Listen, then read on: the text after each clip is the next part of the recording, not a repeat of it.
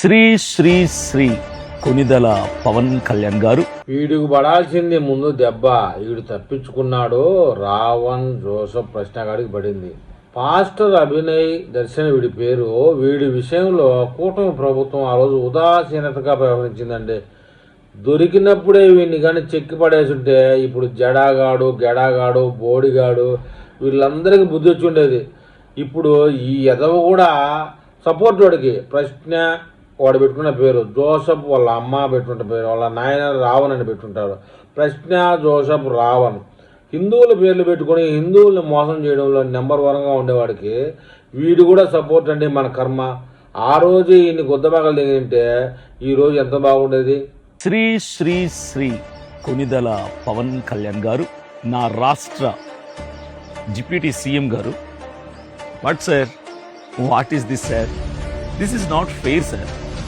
ప్రజలు మిమ్మల్ని నమ్మి ఓట్లేసి గెలిపించి పవర్ ఇస్తే ఒక రాష్ట్రానికి ఉప ముఖ్యమంత్రిగా ఉన్న మీరేంటి సార్ చిన్న చిన్న వాళ్ళ మీద రివెంజ్లు తీసుకుంటున్నారు?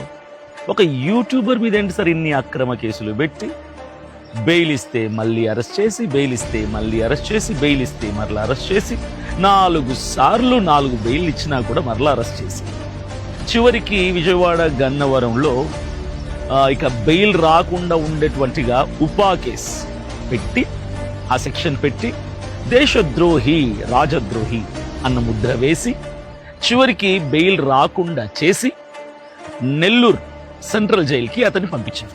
ఎవరి గురించి మాట్లాడుతుందంటే యూట్యూబర్ ప్రశ్న రావణ్ గురించి మాట్లాడు.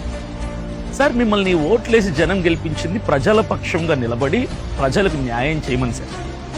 సుగాలి ప్రీతి గారి మదర్కి మీరు మాట ఇచ్చారు సార్, న్యాయం చేస్తాను, దుండగల్ని హంతకుల్ని పట్టుకున్నారు సార్. అది మీరు పట్టించుకోరు సార్. రాష్ట్రంలో ఎన్నో మేజర్ ఇష్యూస్ ఉన్నాయి సార్, వాటి మీద మీరు కాన్సన్ట్రేట్ చేయట్లేదు సార్. మీ నియోజకవర్గంలో చిన్న పిల్లల మీద, స్కూల్ పిల్లల మీద కాస్ట్ డిస్క్రిమినేషన్ జరిగితే అక్కడ మీరు రెస్పాండ్ అవ్వరు సార్.